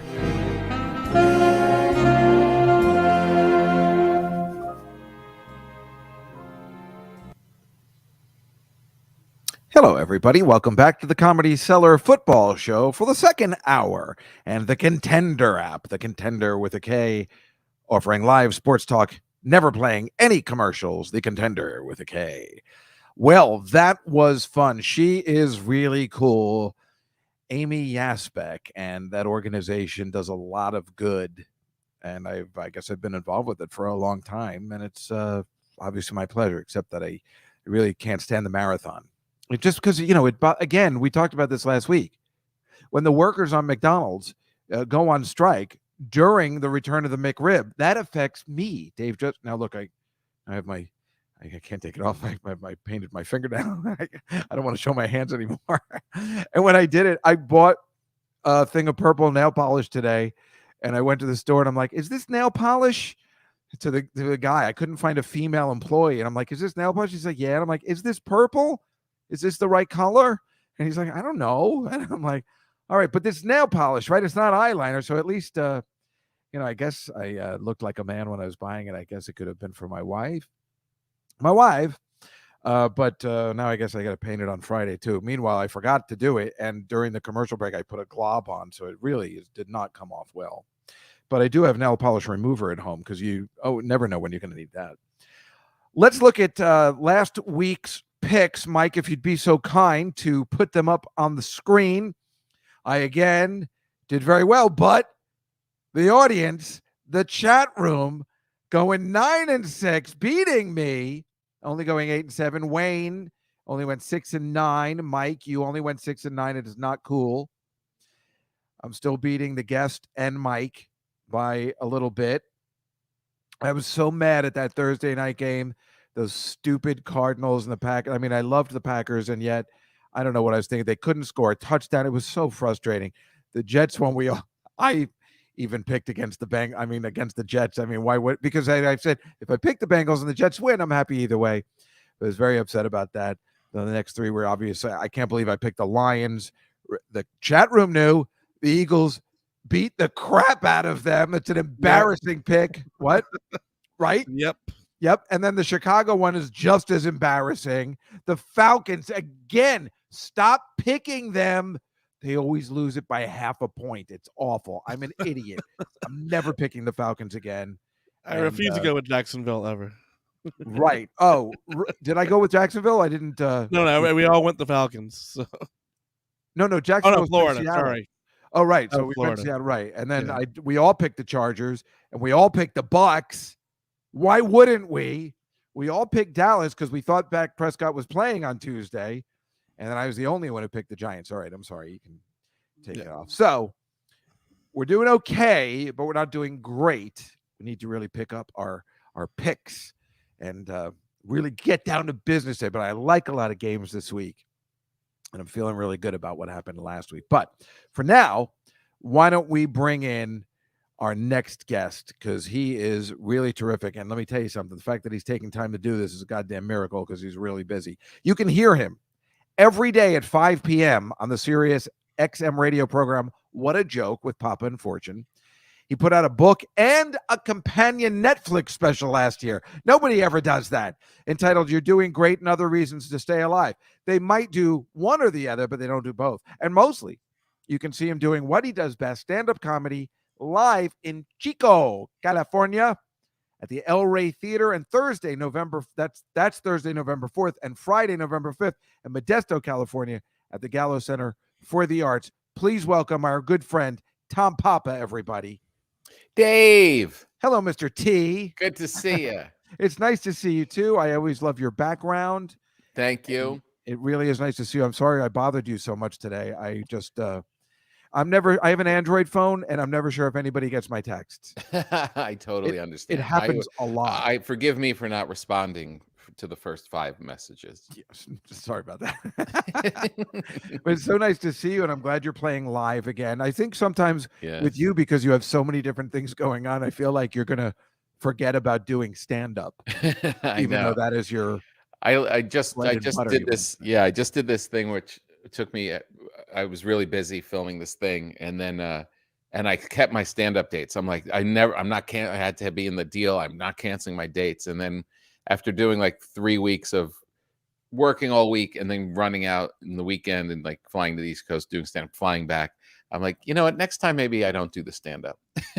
No, you have to. That's your base. That's what, and you're so good at it. I mean, it's like, I was just talking to a friend from college, and she found out you were on the show, and she goes, "Oh my God, I love him." She lives in, I think she's from Ohio, if I remember correctly. I don't know if she lives there now, but is she hot? Yes, I think she still is. Nice. Yeah, she's really sweet. And I feel like I remember she was from, I wonder if she's the one from Pepper Pike, Ohio. Oh, I love Mary, her if you're too. watching, if I have that right, let me know in the chat room. Because I'll never forget. I never heard of Pepper Pike, Ohio in my life. So Yeah, they're all hot there. where are you from originally? I don't know whether I know. New Jersey, northern New Jersey, a little Oh, I town didn't called know that. Woodcliff Lake, New Jersey. Oh, I don't think I ever knew that. Yeah, I didn't know you were a Jersey boy as well. Yeah. But we don't really count people from northern New Jersey as people from Jersey, because I know all those people when I was in college at the time used to say, I'm from Bergen County. They would not say they were from New Jersey. It was so frustrating. My favorite joke of the Jersey thing is Jeff Ross, which was, I'm from New York. What part? New Jersey. Well, it's so, and Jeff and I bonded over being from New Jersey. Jeff is so kind. I'm just going to tell this for a second, because my Aunt Judy is watching and in the comment section all the time. Jeff is so sweet. When we were, starting out in like 1990, 1991, he was still living, at his parents' home in Springfield, New Jersey. Mm-hmm. And my aunt was running for Congress. And he called me, and we weren't that close, and he goes, oh, you told me your aunt was running in my town. Can you tell me which one she is again, so I vote for the right person? Oh, nice. So how can you not be friends with that guy forever? Sherry just wrote back, yes, Pepper Pike, Ohio. Thanks for saying I'm hot. Yes, you're welcome, Sherry. Yeah, exactly. I thought I remembered. Isn't that funny? Sherry, can you believe that I remember you're from Pepper Pike, Ohio? She is hot. Yeah, I told you. Yeah. Yeah, well, I wouldn't be friends with somebody who didn't hold up well. No, of course not. All those No, people of are course not. long gone. But yeah, and you're also in November, you're coming to the East Coast. You're going to be in Vermont and Massachusetts. I'm Yeah, glad you're out next and week about I again. think Vermont, Massachusetts, and then Tarrytown in Port Tarrytown around Washington right here. after that. Right. Port Washington's in Long Island, right? Yes. Yeah. I remember when I was first starting out, I think I'm older than you. In like Yes. 1987, Mhm. I was playing this place. I'll never forget. It was Port Jefferson, Long Island. It's further out than Port Washington. Right. I think I played there. It was a place called Boomers. No. I don't know when you started, but I was opening for Boomers. Angel Salazar. Oh God. Check it out. Check it out. My very first road gig was in Brooklyn at Toppers. You remember Toppers? I do remember Toppers. And I opened for Angel Salazar, and I went up and I bombed so bad. And then there was no green room. There was a utility closet with like, and there was a chair in it, and you sat next to the furnace. That was at Bay Ridge, right? Yeah. Yeah. And I bombed so bad, and then I went and sat in the furnace room, and I was like, "Wow, that crowd was terrible." And then Angel came out with his diaper on and his big boom box, and tore the roof off the place. I know. And I was sitting in the utility room, like, I think I may have made a horrible mistake. Well, good thing you stuck with it. I'll tell you. One time, Sarah, I guess, Sarah Silverman had a gig. I went to her with like not a corporate gig, but it's some hedge fund guy had a birthday, and he paid Sarah an exorbitant amount of money to perform at a restaurant for 20 minutes. I've done those. Exactly. And she didn't do very well. And I said, it doesn't matter. First of all, the crowd has been eating, they're drinking, they're done, but they're just so grateful to be in your presence. Doesn't matter. The next people that went up was the group Salt and Pepper. And this is only 5 years ago. Yeah. It's not the 80s. Oh, God. And Salt and Pepper crushed it. Like the crowd was going crazy. Woo! And I'm like, well, maybe it was you. Yeah. Oh, those moments are just so bad. Sherry just said to please come to Cleveland. Is that in your plans at all? Yeah, I'm in Cleveland. I will hook you up. I think February. I think I'm in February. Perfect. Maybe you could we could do something for my friend Sherry, who is a lovely, lovely person. Yes, I will. Sherry and I are going to hang out. We're going to go get coffee, and we're going to go. Now you're freaking her out because she would love that very much. So, be careful. But she's very nice and not unnormal, so it would be okay. That's good. No, I'm going to see Sherry. It's going to happen. Wow, you're making people. This is like a Make-A-Wish Foundation, except she's not nice. Oh, and Amy Yazbeck, I had him before. She said to say hello. I didn't realize she was on the marriage ref with you. Oh yeah. And she brought up, like, why would they ask a widow to go on the marriage rep? She said that was a very odd choice. Everything was odd about that show. I guess so. I forgot about that show. You were the host of that show. Yeah, it was fun. It was a crazy show, though. It had a lot of moving parts, a lot of crazy personalities. It was fun, though. It was a good intro into what could be the mania of television. Yeah. Are you doing any television now? I am. I just filmed this top secret project. I can't announce it yet. And that's going to come out soon.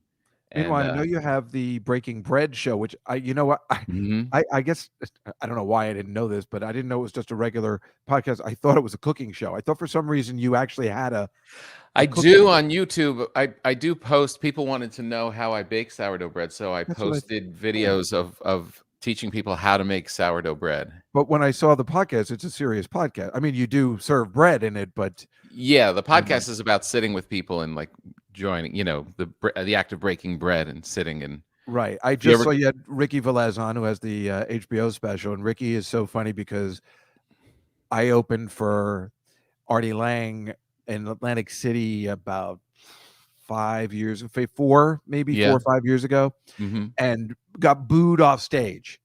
And Ricky was there. So there was only a couple of people that were actually there that when you say you got booed off, people are like, come on. What do you mean? What happened? It's hard to explain because I don't actually know what happened, but they were booing. And I'm like, fine, keep on booing. I'll just stay here. It was like getting worse. And I made it worse. Oh, that's so great. Outside Steve from the Cellar was there, so he was there. My friend Dave Elliott was there, so they all saw it. And Ricky was there, and Russ Maneve said there were more boos than there are in a haunted house. That's how bad it was. Haunted house. But Ricky was there, and so every time I've seen Ricky, he's like, "You're holding up okay?" And I'm like, "Yeah, I'm still okay. I'm fine." I was in the casino after, and people were like, "Tough set," and I'm like, "Nah, it happens to me all the time. Believe me, I'm way used to that." It's so great. I used to open for Angel Salazar. Please. There's nothing better than hearing stories about your friends just going down in flames. There's nothing better. It's just I have so many of them. great. Yeah. Oh gosh. Yes, I have. Well, I always think that's why people have me open for them all the time. Gaffigan had me open for him during COVID, in those parking lots.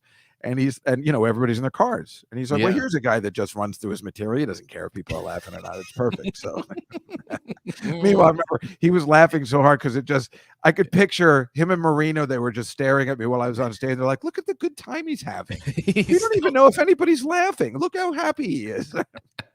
So I could picture myself looking at myself being like, how That's a perfect gig. You can't prove that you bombed. Exactly. It was perfect for. Do you ever drink these cranberries? I used to. The plum, right? The antioxidant ones. Yeah, I did for a while, but then I wasn't sure if they were actually doing anything. What do you think? It tastes bad enough where you think it might be doing something. It's just tart. It's just tart enough where you think, right? It's got to be good in some level. I'm still one of those people that uses the old school Listerine. Ooh, I like that. The yellow one or the blue one? The yellow one. Yeah. The old fashioned one that your grandfather used. Yeah. Because if it tastes bad, it must work. No, and it just makes you smell like Listerine. And I remember once a girl slept over, and I guess she was younger, and I was using the Listerine, and I gave her a kiss, and she's like, What are you, my father? What is happening? And I'm like, oh, it's just Listerine. I thought you'd like it. Pomade in your hair. I know. Big paper rub on your chest. Little Bengay. Here we go. Right? Get all the good smells going with the girls that have daddy issues. It's perfect. That's how I lure them in. That and the machines in the back. Yeah, works like a charm. So, are you ready to make picks? Let's go. Excellent. I didn't prepare anything, but I'm ready. That's okay. Okay. Like I said, Amy doesn't know anything, and she did. And lately, the people when I do what I call the Celebrity 5, they've been winning and they don't know anything about it. So it's really awkward. I am sharing my screen now. Okay. Let me move into this view. And last year when we did this, me, and Marina all went 7 and 8. We did 7, 8, 1. Were we the best ones? No, the audience beat the shit out of us from that. So I'm assuming that's going to happen. The audience has been amazing lately. I don't know what's going on, why they're doing better than us, but that's what we're going to do. Not this week. Not this week. Right. They're So going I down. will start the ball rolling. Everyone already knows from my opening monologue. I am picking the Jets. Mike White. Did you see what happened last week, Tom? I don't know whether you're. Yeah. He rallied and won, and everyone was excited for this kid. Kid comes out of nowhere. He's starting his first game. He beat the Bengals. Crazy. And now, if he wins this game, I was saying they're going to build a statue of him at MetLife Stadium. Yeah, I'm going to go Jets too because good. It's 10.5 points. Why not?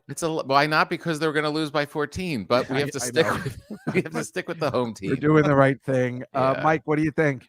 I'm going to go with Colts. I hate Boo, you so Mike. much. Right, and my Aunt Judy. I can't. How Aunt Judy? I thought we had a deal. Everybody seems to be going Colts. Fine, Marcy. I hate all of you. Jeez. And I hope you all lose, which is a polite thing to say. What I'm really wishing. Dun dun dun dun dun dun. Are you doing the Bill Murray Stripes thing? No, I'm just doing. I'm doing evocative NFL music. Oh, I thought you were doing when Bill Murray's signing the Army paper to Harold Ramis. He goes. Da, da, da. Okay, this is the New Orleans Saints, who also beat Tom Brady with a backup quarterback last week. It's so hard to pick these games. No, this isn't hard. No at one's all. consistent. I just was talking about how I am never betting the Falcons again. They can suck it. I am taking the Saints minus the 6 points. Got no problem. Your thoughts, though? Giving 6 to Atlanta's been killing me this year too. They do stink. But what's their record? They're I think they've won 2 games. Screw them. Saints. Yeah, the Saints are playing great. They have an amazing defense. Even though it's a divisional game, the Falcons have just been screwing me left and right. I think they didn't. I heard they were doing it specifically at you. It does feel that way. I know what it was. I picked them 2 weeks ago. The spread was 2.5, and they lost. They won by 2. So when they lose, they screw you. Yeah. Mike, what do you think? I'm going Saints as well. I haven't been the chat room. What are they saying? Yay, Mike. Saints. Everybody's all right. Saints across the board. Good. Yeah, everyone hates Atlanta. Who's going to win the World Series tonight? Oh, well, I have we'll talk about that in a second because I have a slide that I want to show you, which I think you might be able to understand why I want a certain team to win the World Series. I'm going to wait for it for a second. Okay. I don't know. I'll skip it. But for now, this is the Dallas Cowboys, who also won with a backup quarterback on Sunday. I'm telling you, Tom, it was Halloween on Sunday, and that's why all this stuff happened. I'm assuming Dak Prescott is back. That's why the spread is so much. Yeah. -10 over the very horrible Broncos, who were able to. Who'd they play last week, Mike? They were able to hold. Oh, the Washington football team. They were able to hold on. I'm going to take the points. And Dak Prescott, they've been playing amazing at home. I don't see the Broncos going anywhere. They just traded Von Miller to the Rams. Von Miller. I feel like I should go against you because we're so in sync, but I can't on this That's one. what Mike does. I'm going Cowboys. You're doing the right thing. Mike's going to go against me, aren't you? No, I'm going to go Cowboys as well. Yay, Mike. So is the chat room. Yeah, everybody's going deep in the heart of Texas. Anonymous says, all my exes live in Texas. Did you just put that up? Yes. Oh, yeah. That's great. Okay, so this is another. I'm telling you, there's a lot of these games seem so easy. The Panthers, they stink. They were able to beat the Falcons last week. They're the week horrible. before they lost to the Giants. The Giants, right? And the Patriots are killing it. I don't know why they're playing so good. They beat the Chargers in LA last week. Belichick.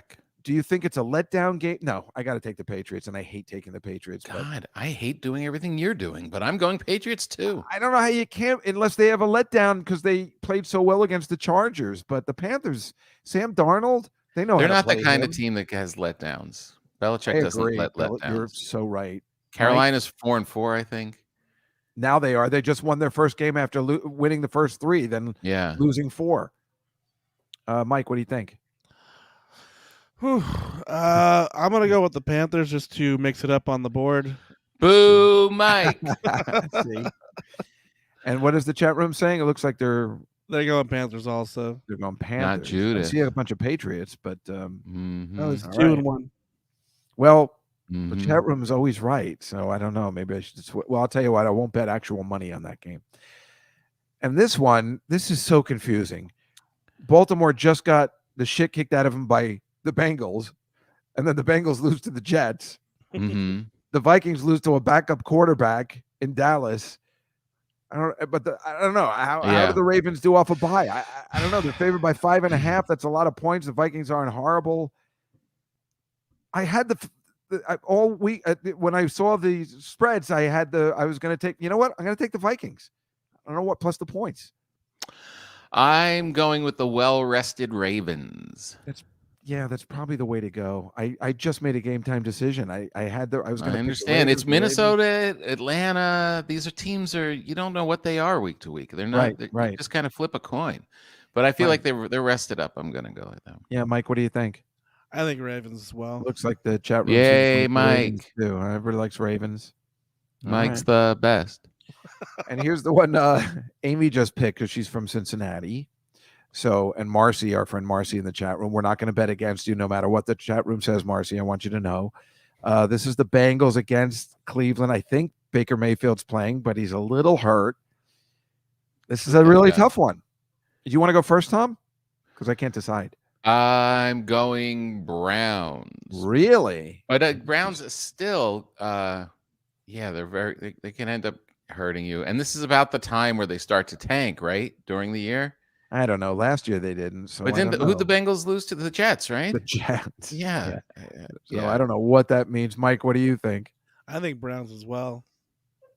Yeah, so Mike is the best. So Marcy, of course, Princess Cincinnati, but your new friend Sherry, who is very excited about the show in February, is picking the Browns, from Cleveland. I see a lot of the chat room picking Cleveland. I don't know. I usually go with Marcy, but I'm not sure. Didn't you know someone else in Cleveland who worked at a noodle place? No, I don't think so. I mean, I have a friend, Steve Charlotte, who's a writer in Hollywood, who's a big Browns fan, but he's from Cleveland, but I don't think you know him. He used to write for Ballers on HBO. I thought this was a clean show. Make your pick. I know. I'm going to pick Cincinnati. I hate myself. Oh. Mike, what should I pick with the chat room? Should I go with Marcy or should I go? She's pretty outnumbered this time. All right, I'll have to go with Cleveland, Marcy. I'm sorry. Don't be upset. Browns. You're outnumbered. Browns. I have no problem picking the Bills plus 100, minus 100 here. I don't see how anybody's picking Jacksonville. Tom, your thoughts? Why? Why do you say that? Jacksonville stinks, and the Bills are amazing. Are they amazing? Yes. I feel like they're not as amazing this year. No, the Bills? Yeah. No, they're amazing. They are? Yes. They just lost the first game when I paid attention. They lost the first game to Pittsburgh, and they haven't. Oh, wait, the Titans lost beat them in a strange game, but then they came back and, Bills. Yeah. 14.5, so they're going to win by 13. Hey, I picked them this week, and I actually put money on them. They were 13.5, and they won by 15. You do the online betting thing? No, I go to Jersey and do it for legally now, so I can say you can't do it in New York? No, I can, but illegally. No, you cannot bet legally in New York. It's pathetic. I have to take the ferry to Hoboken. I can't even begin to tell you. I kind of like that. I feel like the gambling thing's out of hand. It is out of hand. It's really out of hand because what they all do is say, if you know somebody that has a gambling problem, I have a gambling problem. I'm not going to make that call. Yeah. So stupid. Just promote it and don't say, if you know, don't give us the thing at the end. I saw Ben Affleck was doing commercials for them. Yeah, everybody is. Patton Oswalt, JB Smoove. You should be doing them. They have big money. Yes. I won't do it unless they ask. Exactly. Mike, what do you think? It's Bills across the board. Yeah, of course. Pew, pew, pew. Oh God, the gambling, and they make it sound so good too. I have a friend who's really trying hard. My friend Joe, who's watching tonight, he's trying so hard not to bet, and he's like, these commercials, this is really tough. Yeah, they're drawing you in, and then they tell you. I have to say that with JB Smoove one doesn't make me want to gamble. I don't even know what it's about. No, that one's not good. It's the other ones. Good. It's the ones on the radio where they tell you what you get. If you put in 100, you'll get your money back. You'll get double. It's really Yeah. It's rude, but it'd be better if it's in New York or worse. I don't know I have a problem, so I don't know. Yeah. Okay, here are the horrible Dolphins against the even worse Houston Texans. Yeah, they both stink, right? Yeah. So the fact that the Dolphins are getting all those points, 6.5 points. They're giving 6.5, right? Yeah. I think I have to take the Texans. I can't give Miami 6.5. They'll probably win. I don't know. Just because that guy might be coming to their team, right? Aren't they getting someone good? Who, Deshaun Watson? You think they might switch? Well, he'd be coming off the Texans, so it's all. Oh, so it's going to be a Michigas. I just can't give the Dolphins. I can't give all those points or take all those points with the Dolphins. So I always confuse the Texans with the Titans for some reason. Oh, don't when I'm betting. Titans are really good. I know. All right, I'm going to go with the Dolphins. Oh, interesting, Mike. What do you think? This is an interesting one. I'm going Dolphins. Really? Mike's the best. Boo, boo, boo. Boo, boo, boo. Boy, you will just change on a dime. It's all. What is the chat room consensus, Mike? Miami. Miami, really? So I'm the only one. I mean, listen, picking Houston is not a good pick. They really stink. And they're in disarray because of that guy Deshaun Watson and all the problems. They don't have a really good quarterback, and there's a lot of dysfunction there. But there's a lot of dysfunction in Miami. So a lot of dysfunction in my house. So here we go. The Giants and the Raiders. Good Lord. I mean, the Raiders. All right, I'm going to pick the Raiders because the Raiders are playing great ever since they got rid of John Gruden. Yeah, weird, right? You thought they'd implode. I don't know. Maybe it's like, you know how Tom Brady is now super fun, doing a lot of commercials. He's getting drunk after the Super Bowl on the boats. It's like he got rid of this guy that was just this horrible, like Brian Wilson's father. Yeah, right, exactly. And maybe that's what happened in Las Vegas. They're more relaxed. They're more relaxed. They don't have a big racist yelling at them in the locker room, and they're enjoying themselves. I don't like that our logo's black. Oh boy, yeah, I'm gonna go Raiders too. Yeah, every time the Giants are my team, and they stink. And yep, they almost beat Kansas City last night, though. They certainly did, but Kansas City is not on their game, and we will talk about that in a second. Oh, yeah, Mike, we what will. do you think? Mike? Raiders. Mike passed Raiders, and it looks like the chat room is also saying Raiders. Correct. Yeah, nobody from New York is in the chat room, but I'm pretty sure all the guys I go to the tailgate on the Giants game with would probably say it's better if you pick the Raiders. Yeah, don't bet the Giants. And then you don't bet them, and then they screw you. They hurt you every way they can. Well, actually, what's the team that keeps doing that to me? I can't. Oh, right. Atlanta. It's the Falcons. Yes, exactly. I just got here, and I know it's Atlanta. So this is a really tough one. The Chargers are great, and somehow they lost at home off a bye to the Patriots. And the Eagles are inconsistent, but they just beat the shit out of the Detroit Lions. I mean, they really gave it to them good. Lions kind of stink, though, right? Yes, they do. So I don't know. What do you think, Tom? You go first. Chargers. I don't believe in the Eagles. The Chargers are favored. I feel like they'll be but 1.5. I know, just 1.5. Yeah, it's a pick'em game pretty much. Yeah, I'm going to go with the Chargers in a comeback game. The AFC East has really done a job on the Eagles since they've been playing them this year. And they're the Eagles. You're from Jersey. Yeah, exactly. I don't really care. I mean, I don't care. I like the Jets. Then this is a weird show for you to be hosting. Every show's a weird show for me to be hosting. Mike. Eagles. And what is the chat room saying? Mike is the worst. See, it looks like they're going with Chargers because Judas is just going with Marcy. Okay, so we'll go Chargers mostly. And this, and this hasn't been happening this year. I mean, unless we're all mistaken, I don't know how Green Bay isn't the pick of the week because Green Bay's great. They just beat the 7-0 Cardinals. Aren't they? Are they? But Kansas City is playing horribly. Yes. So I don't see how that's not the pick unless I'm missing something very blatant. I think that the spread is to see if that'll entice people. I think the sharps are trying to throw us off. Ooh, by saying that Kansas City's favored. That's what I think, but I don't know. Mhm. People like it, what they call them the suckers, are all going to be betting Green Bay because they see how bad Kansas City's performing. So I don't know. This is the whole problem. Yeah, you convince yourself. All right, I'm going to go Green Bay as well. Someone's hurt, but I don't think. Yeah, I don't see how. No, it wasn't hurt. It was a COVID test last week, but then they ended up winning. Oh, right. Anyway. Devontae Adams. Right. Yeah, and if he's playing, that is Yeah. the way to go. Mike, you're picking Green Bay, I assume, unless Yeah. you're picking against us. No, Green Bay. For peer winning. pressure on Mike. And I assume everybody's picking, except for Anonymous, they're all picking Green Bay. Yeah. Mm-hmm. Yeah, I mean, after watching last night's game, you're also coming off a short week. Mm-hmm. They're going to be sleepy. Something's wrong with Mahomes. He's throwing interceptions. Something is difficult. So here comes a Cardinals team that lost in a very strange way. That was such a strange game last week. They lost their first game of the season. San Francisco beat up on the Bears. Do the Cardinals take it out on them? Do they come back? I think they do.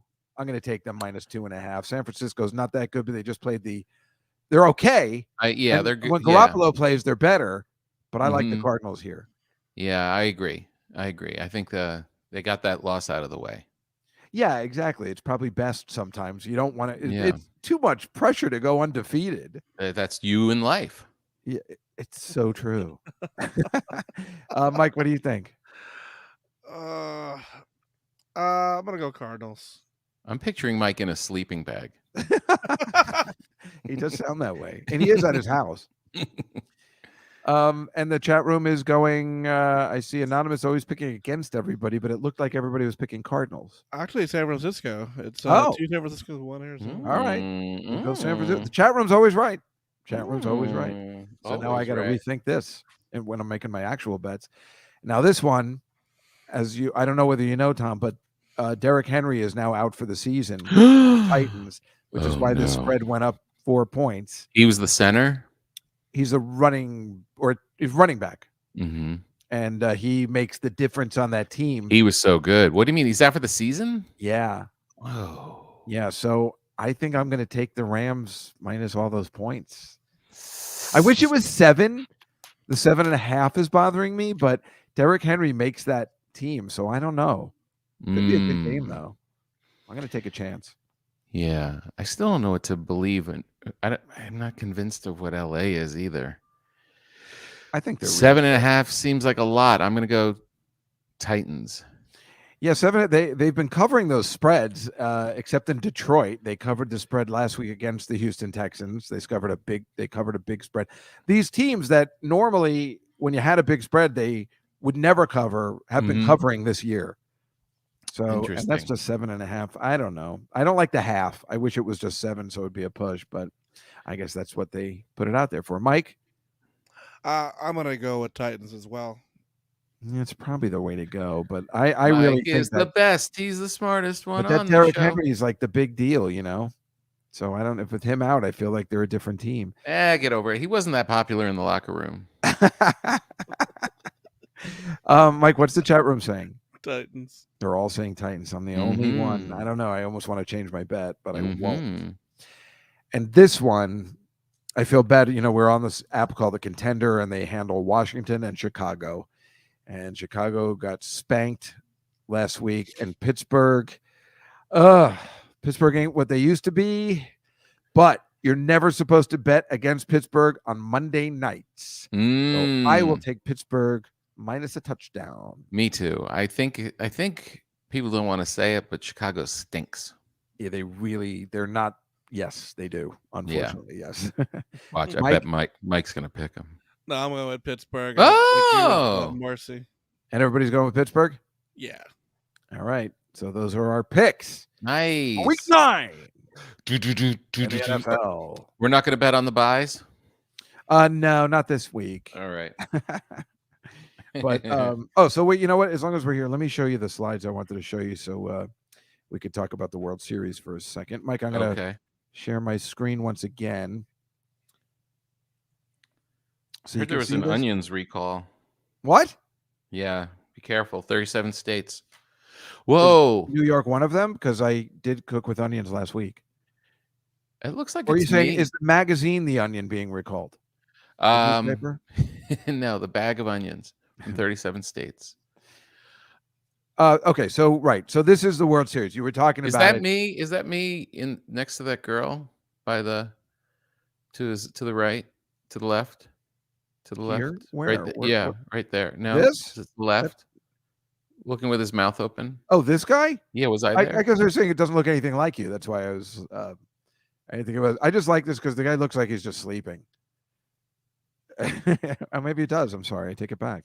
All right, what's your scoop on this game? What's up? All right. So the only reason I want the Houston, first of all, I'm a Mets fan, so I don't want the Braves to win, but I want Houston to win because I'm assuming you're going to know this because they were in the Bad News Bears and breaking training. But that was a different time. Let them play. That was the best. I saw that in the theater with my nana. Me too. That's the best.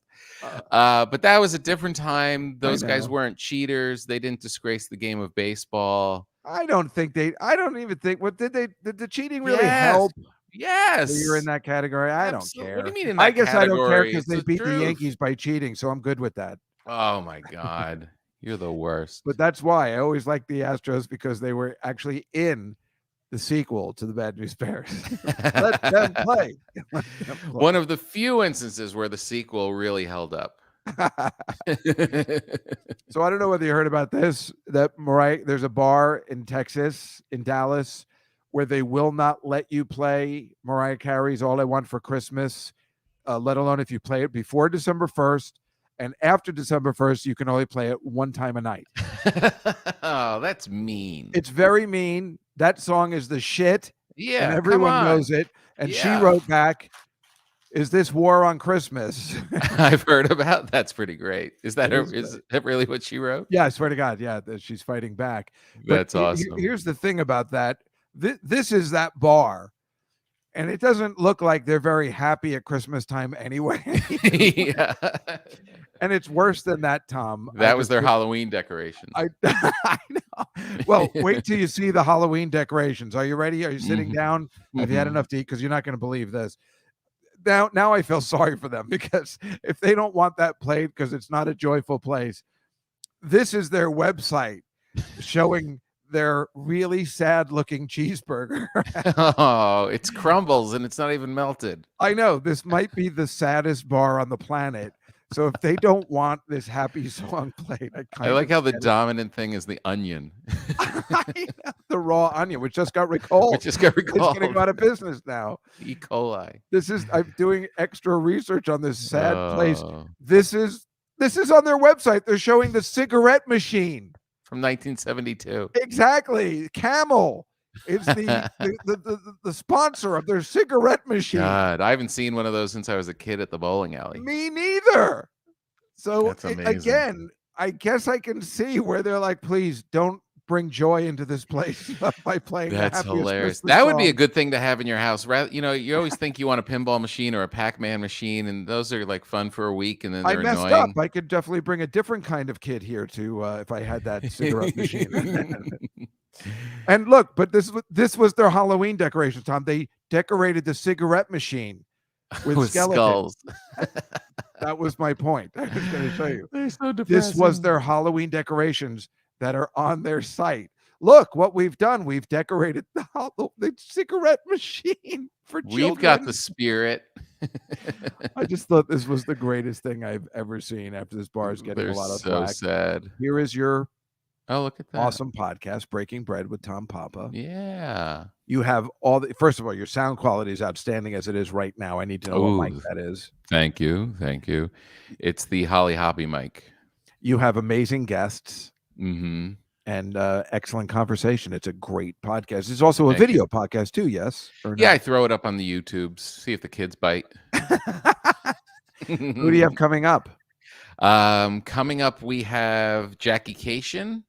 I don't know who that is. She has a new album coming out. She's a very funny comedian. You would like her a lot. She's very smart, very funny. She was one So of he's a female comic? Yeah, there's a couple of them out there. I don't understand. There's a couple still out there. And I'm then from the Jackie Cation. Oh, you worked with her, Mike? Yeah, I know her. Yeah, she's really funny. She's got some good stuff. I'm a big fan of hers. And who else? She's going to be on next week. We just had Ricky Velez. Right. And then we've got, what's her name? Patty Hanish. She's a Mexican chef. She has a show called Frontera on PBS, all about Mexican cuisine and kind of like a Bourdain kind of thing at the border. That sounds delicious. She's really good. Yeah, I just recorded that today. Really, really good. And then we have who's the big Italian one? Oh, Lydia. Oh, I don't like her. Lydia Bastaninec. Yeah, I don't care for there's something about her that bothers me. I don't know what it is. I can't tell you. Because she's Italian? No. You think that she's Is that your dogs? I don't have dogs. Oh, Mike? Maybe it's muted. So. I think it was Mike. I think it actually I was heard dogs. Mike said he was muted.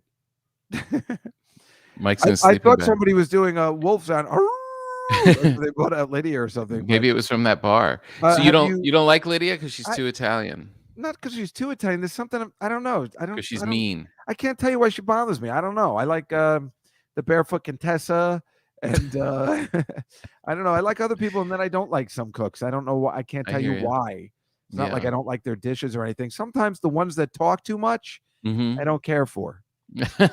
I understand. Yeah, she's very gruff. She's kind of like a real Italian grandmother. Like she's fun and spurts. Maybe that's what the problem is. She Yeah. reminds me too much of somebody I don't like. Here's your book that you wrote last year. Ooh. Amazing. That's Tom sexy. Papa, you're doing great. And other reasons to say, like, Tom, how did you, I mean, what made you think to put out a book and a Netflix companion piece it's brilliant.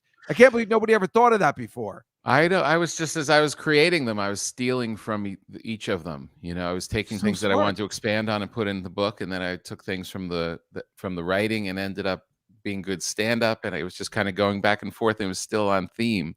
So I was like, well, what if I just put them both out at the same time? It's so Yeah, it was smart. good. One sells the other, and it really is a true companion piece. That is the perfect word for Yeah, it. You know, you can yeah. actually see you talking about the stuff in the book in your And comedy. it's I mean, and the perfect. book, of course, is 5 times as long. There's a lot more in depth in the book. So Yeah. you get the short punchlines of the stand up, and then you go to the book and you spend a little more time with it. You're like, oh, I really like hanging out with Tom. See, Sherry says so funny.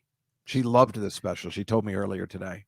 Oh, that's nice. But We're she gonna talk also about- found the cigarette machine funny too. So you know what, Tom? I'm not sure if this is a right match. Dave, if Sherry and I want to go find cigarettes and walk around Cleveland, that's our business. So this is I thought did you take this as soon as I saw this, I'm like, what cover does that remind me The older of? I get, the more I'm getting Benny.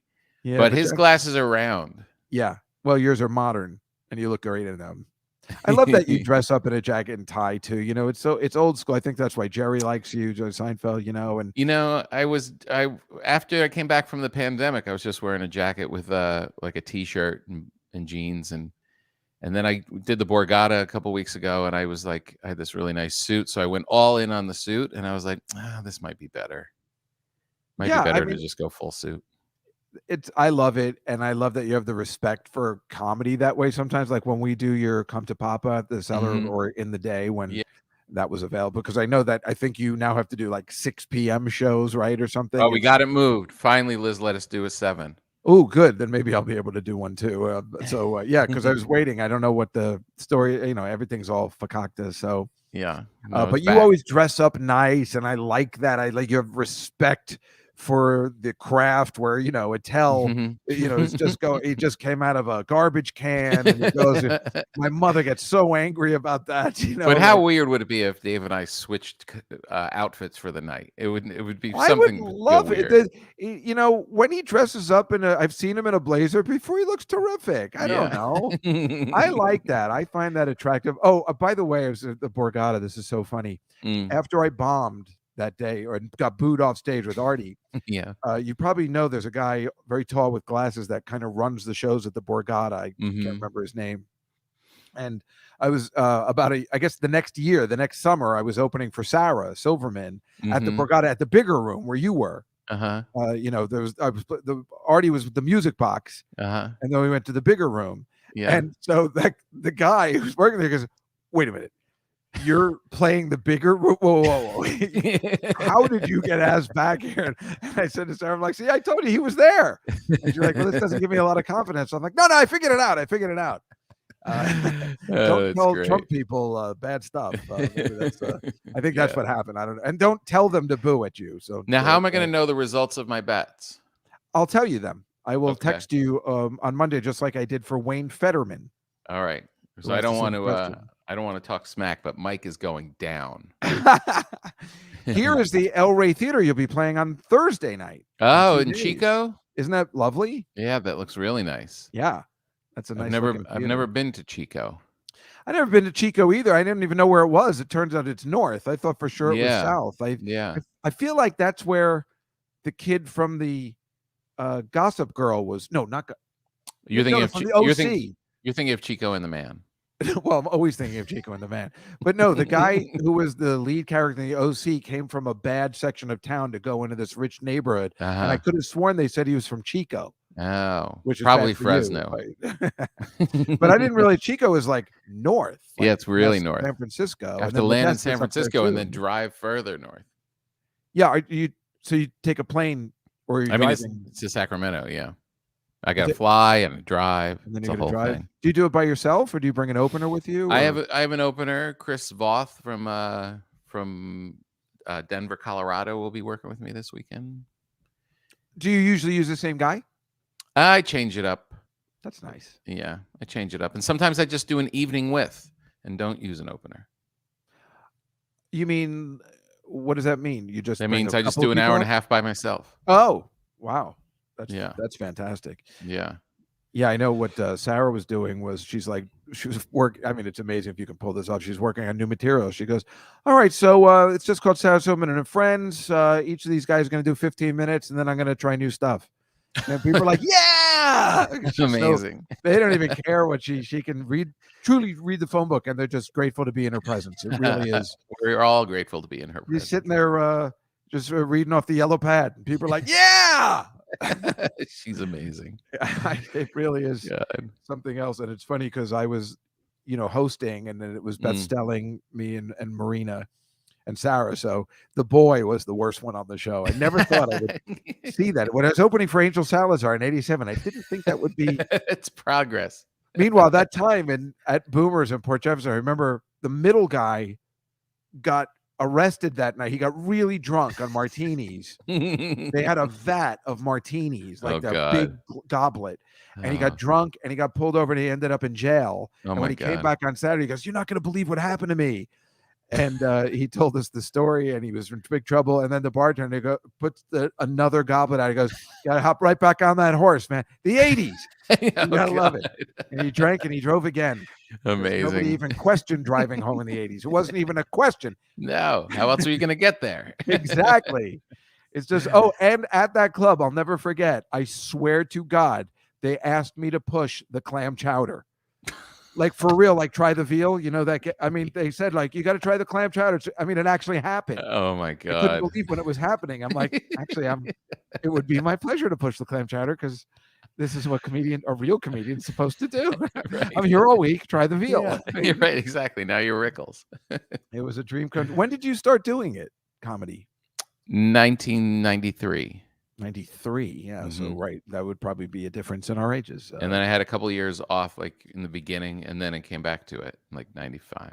Yeah, me too. I did the same thing. Well, I went to college and I just did it sparingly, or whatever, and then tried to come back, but I think you got to count it. You got to count it from whatever because it's in. I counted from 1983. I'm coming up on my what it would be 40th anniversary in 2023. Nice. August of 1983 at Pips in Brooklyn. Nice. Where it was just me and all Italians. I remember their names: Vinny Loprento, Joey D, and their jokes were like, "Folks, don't raw eggs smell like farts?" And people were dying. I've never seen they're slapping their fists on the table. And the other guy has like, what's with these pooper scooper laws? I don't know if you remember that back in the 80s, you had to clean up your dogs with a pooper scooper. They had what's with this pooper scooper? Like people were dying. And I was like, I'm doing it all wrong. I was doing my Ruth Gordon imitation. And they're like, what the hell is going on here? I wish I was kidding. I made a horrible mistake. Who the hell is Ruth Gordon? And that was when people actually might have known who Ruth Gordon was. They were still confused. Yeah, all right. I called you funny. Kind of let to live a little bit. This is why no one's ever heard of me before. She was the best. She was amazing. Yeah. She was good, and she really is good in that. Speaking of Halloween and that Rosemary's Baby, I mean, she was nominated. She might have won. I think she won. Wow. Yeah, to be evil and funny at the same time. To have a baby. To have a baby. You gotta have a baby. You're gonna. She would do that thing with her hand. Oh yeah, right. Yeah, grab the air with her hands. You've got to do. Yeah, I mean, even in that Taxi episode she was in, she won an Emmy for that. See, I would have laughed at your act. Thank you. I know it was that way. What was the other? Oh, I had a listing I found in an old folder of my Letterman set to audition, and if you wonder why I wasn't on it, you just need to look at the picture. It was like first Charlton Heston, then go into the Ruth Gordon. Who the hell was Sammy Davis Jr.? It was, and this is last year, so no, it was like in the 90s. And then and then at the bottom, my betting slip stuff. I was like Alabama plus 15.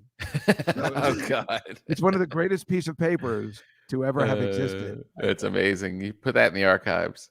I know. Anyway, Tom, you are the best. Great seeing you. Really appreciate you doing this. You're very kind. I know you are so busy and you don't have a lot of time for nonsense and hijinks, and that's what this is. That's why I come. That's why I'm here. I don't do the other ones where they really want you to talk and stuff. This is good. Yeah, I don't have time for that either. I like to talk as much. That's why I was like, well, if he doesn't show up, I can fill an hour. Yeah, I'll be fine. But no, You're the yes, best. Tom is at Chico, California on Thursday, Modesto, California on Friday, and then he'll be here on where we live on the East Coast, even though everybody up in the conference room is further away.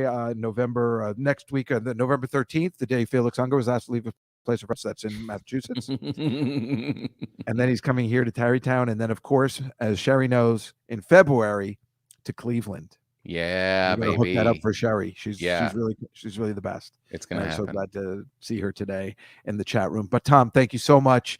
All right, I will baby. text you your winnings, or however you did. Next week, next Monday. I'll take a check. All right. All right. Tom Papa, everybody. See you, dude. There he is. See ya. Oh my God, he's so cool. He is so cool, right? I mean, I'm not crazy. All right, that is our show for today. I think it was fantastic. I mean, if you're watching or listening on the Contender app, we are giving you the best shows. Next week, we'll be doing the picks at the 6 o'clock hour with our friend Mike Vecchione, who's fantastic also. And he's really great at making the picks, and he's funny. So Mike Vecchione, 6 o'clock hour, 7 o'clock hour, Mr. Dave Landau, who we love very much. Let me tell you something. Again, you get to see this guy do stand-up comedy. He's something special, something like kind of you've never seen his kind of comedy before. It's really terrific. So that's all next week on the Comedy Cellar Football Show. So you're going to want to watch. And then the week after that, we got Marina Franklin and Brian Scott McFadden. Another, God, these guys, if you get to see them live, they're so amazing. It's like when I see them, I'm like, why am I even trying? So that's the thing. That's all coming up. The Comedy Cellar Football Show and the Contender app, the Contender with the K. Download it. Anyway, folks, thank you so much for joining us today, and we will see you next week on the Comedy Cellar Football Show. Thanks, everybody.